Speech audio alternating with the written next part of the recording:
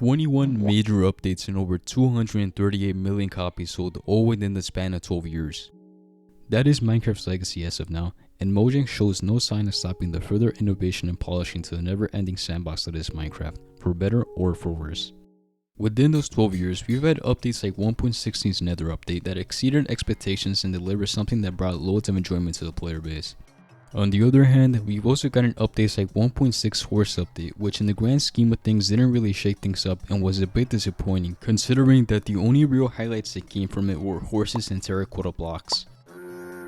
What I'm trying to get at here is that every single update since Minecraft's official release has had some form of importance to Minecraft's ever-growing enjoyability and success. But what exactly is the most important Minecraft update, and what about it made it so crucial for Minecraft's legacy? In this video, I will explain why the adventure update that was released in 2011 best fits that description, and how it left a long-lasting impact on all of gaming as a whole. This is the most important Minecraft update ever released. So what exactly is the adventure update? The adventure update, which was released back in late 2011, is technically two separate updates released months apart that led Minecraft into its official release. There's a lot to cover, which is why the video will be split up into 3 sections that will cover everything of note that was added and explain why it was so groundbreaking. The first section being the surface, which will go over some smaller features that made the game feel more alive or made things more convenient that may be taken for granted by some players nowadays. In my opinion, Minecraft has 4 main pillars that make up its gameplay loop and identity. And those 4 pillars are exploration, crafting, mining, and building. You take away any of those 4 pillars and Minecraft ceases to be Minecraft. I mean, if you were to go back to Minecraft's first ever recorded version, which wasn't even called Minecraft at the time, you'll see just how bare bones the game really was back then. You could only really explore the naturally generated caves and couldn't interact with the world in any way by breaking and placing blocks, and it just looks absolutely nothing like how modern Minecraft looks like nowadays. You could definitely say that Minecraft had come a long way by the time that the adventure update was just about to be released, but it was also obvious that some aspects still needed work, like its exploration as an example, which the adventure update substantially made better. The adventure update added biomes such as mountains, snow biomes, mushroom islands, swamps, and ravines, all of which greatly benefited Minecraft's sense of exploration and made the players' worlds feel more alive than they ever were before. But I'm not done yet! Because this update also added a couple new structures such as villages, mine shafts, and a few other more that I cover later in the video. Now, this was all a pretty big deal back then because the only real naturally generated structure that Minecraft had back then were the same mob spawners that have remained the same to this day. And they're pretty darn rare to begin with, which practically made it seem like there weren't any structures at all. I would say that this is the update that paved the way for what we have nowadays, like the reworked villages in Nether from 1.14 and 1.16, and other examples such as woodland mansions and all the new biomes we got in 1.7's The Update Would Change the World update, which have all definitely made Minecraft's exploration feel more rewarding. With all of the improvements being made to Minecraft's exploration, the player also needed a better way to travel around and discover all the new content, because not being able to sprint at all before this update had come out was a goddamn travesty. And to clear up any potential confusion, you could not sprint at all before this update's release, so you'd basically be at regular walking speed the whole time. And Notch and the people at Mojang thought that it was okay to leave it that way for 2 whole years, which I find kinda crazy. Being able to sprint seems like such a small feature on paper, but it makes a world of a difference in my experience. 2 other great quality of life features that were added were the ability to stack food items and to be able to repair items, which are pretty self-explanatory I think. Moving on to better and bigger things, this update also reintroduced creative mode back to Minecraft and also added hardcore mode. Now I'm not too sure what the reasoning behind removing creative mode in the first place was exactly, but it is great that it came back since there are some Minecraft players that exclusively play the game for the building alone, and having different optional modes and means to play a game is always a good thing. Same could be said for hardcore mode, because after all, there are some psychos out there that enjoy playing on a world where a single mistake could potentially undo hundreds of hours of playtime. But that's also coming from a guy that spent dozens of hours researching, scripting, recording, and editing a video going over the most important update that a block game has ever had. So who am I to really judge? The last thing that I'm going to cover in this section of the video is music. Good music in a video game can absolutely enrich your playing experience and create long-lasting memories that you'll fondly look back on in the future. Thankfully, Minecraft is one of those games that has great music, whether it be from music discs or from songs that play in the background, And this update introduced music discs to the game and added instant classics like Maul, Strad, Ward, and my personal favorite, Style. And I don't care what you Style detractors have to say, because C418 absolutely cooked the studio he was in when he made Style, and I can confidently say that it's easily a top 5 song. Joking aside, Minecraft really does a great atmosphere and music, and this update easily helped elevate the vibe that Minecraft had going for it. Now that we covered all the features and changes that made Minecraft feel more alive or more convenient to play, it's now time to cover the biggest additions that were included within this update. Some of you may have noticed that I left out some pretty important stuff out of the biomes and structures part in the last section. Specifically the expansion to Netherite fortresses being added in a whole new dimension called the End. The Nether before this update had basically served the purpose of being a spooky new dimension that allowed you to quickly travel across the overworld. And it also included some new blocks like glowstone, hostile mobs like pigmen and gas, which was fine for the most part, but it did have the problem of not giving the player much of a reason to go back again after their first visit besides fast traveling, which wasn't enough in my opinion. And I think that this update definitely gave the players a reason to go back time and time again with its new additions. One of the main additions being the Nether Fortress and its necessity towards aiding the game's natural progression and build up to Minecraft's ending. But maybe I'm getting too ahead of myself for now. All in all, as I said several times throughout the video now, this update definitely made Minecraft Say the line, Evan Spitter Monkey! feel more alive than ever before.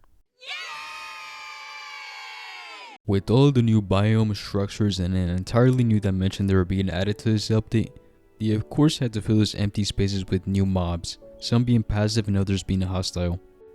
The update included mobs such as cave spiders, blazes, iron and snow golems, magma cubes, mushroom cows, silverfish villagers, with the most popular arguably being the Enderman, which instantly became synonymous with Minecraft, just like what happened with the Creeper when it was first added. It definitely helped that the Enderman was inspired by the extremely popular urban legend at the time called Slenderman, which absolutely scared the shit out of me as a kid. Mobs like the golems, mushroom cows, blazes, and the Enderman added a lot of charm to the game that it honestly didn't really have before. Let's use zombies, spiders, and skeletons, the 3 most common hostile mobs you can come across in game as an example. And you'll notice that they all look pretty basic compared to every other game that also uses them as common enemies. They don't really do anything special with the way they move or the way they attack to make them stand out from other games. Creepers were definitely the one exception, which is why they ended up becoming so memorable. But aside from that, everything else is pretty mediocre until this update had come out. Enemies suddenly being able to teleport, shoot fireballs at you, being able to appear from stone blocks, and having more unique mechanics made the game so much more interesting and engaging to play. With all of the new hostile mobs like blazes, endermen, and the oh so very annoying silverfish that are being added in this update, players needed stronger tools to take them on, which leads us to the additions of enchantments and potions. The introduction of leveling and the expansion of the Nether led players to 2 entirely different ways to unlock new abilities and effects that are very useful to take on the new challenges in this update. Let's start with enchantments. Now to preface this, I didn't even know about Minecraft's existence at the time of the update's release. I actually learned about it around a year later thanks to one of my friends that lived near me that had it on his Xbox 360. And I quickly got hooked and played it all the time on my phone and on his Xbox whenever I came over. One day we found out that Minecraft was getting enchantments added to the Xbox version, and we were both extremely hyped. Fast forward to the day of the update's release and we were blown away by what was added. Bows suddenly being able to infinitely fire flame arrows that would knock enemies several blocks back and do loads more damage than before, or being able to vastly multiply the amount of diamonds mined in Fortune was simply game changing. It felt like being the very first caveman to discover fire. Same could be said about potions, although to a lesser extent. Either way, it's certain that both these additions helped tremendously with Minecraft's sense of progression and made players feel like they were actually working towards something substantial, which was something that Minecraft didn't do too well in before this update's release. I mean, if you were to seriously look at what players had to accomplish before this update, you'll see that there really wasn't all that much to do. Some players simply just got full diamond armor and then spent the rest of the time building or exploring the rest of the world. Others set personal challenges for themselves, like finding a specific amount of golden apples because they were extremely rare to find back then. Now you could try to get a full set of diamond armor that is fully enchanted, discover every single potion available, mess around with the new weapon and tool enchantments, and best of all, you could try to beat Minecraft since it finally had an ending. Most of the new features and changes that I covered so far have all been leading up to what they were really for, and that is the ending for Minecraft. It seemed like basically everything that was already in the game beforehand and everything that was added within this update was used in some way to set the player up for the final boss fight with the Ender Dragon. Except for Lapis Lazuli. That item would remain almost completely useless for another 3 years or so. Now, you wouldn't exactly be very wrong if you were to say that Minecraft's ending leaves a bit to be desired. I mean, you get to a new dimension and instantly begin fighting a dragon that had no real build up. You then kill it and go through a portal and a bunch of text starts scrolling by that is pretty difficult to even understand. Like, what is the main message behind your actions and journey? What was it all for? And how exactly did you free the end? It all feels anticlimactic and confusing when I really sit down and think about it. But putting all that aside, I still think that getting to that final point is a really fun journey. From reenacting the first Rocky movie with the first tree, to getting your first iron pickaxe, to discovering the scorching nether and mysterious end. It's a really unique experience and I will never forget the very first time that I beat Minecraft. It was difficult for sure and I had to basically look everything up, but it also felt very satisfying, at least for the very first time that I beat it. And now that I covered everything of note that was added within the adventure update, it's now time to go over just how impactful everything really was. I think it's important to explain just how much this update impacted not just Minecraft's future, but also all the gaming as a whole. After this update came out and propelled Minecraft to insane levels of popularity, it seemed like basically every single survival game under the sun tried their hardest to copy Minecraft. Minecraft introduced a hunger system within this update, something that other games at the time rarely had, and suddenly every other game where it made sense to include one decided to do so because it worked for Minecraft. Same could be said for Minecraft's crafting. Like, it's very rare to see any survival game nowadays that doesn't have crafting as one of its main components, and it's all because Minecraft made it popular.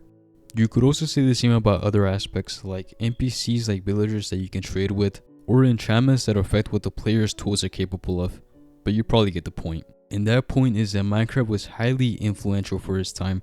It's also important to discuss just how much this update affected Minecraft's future.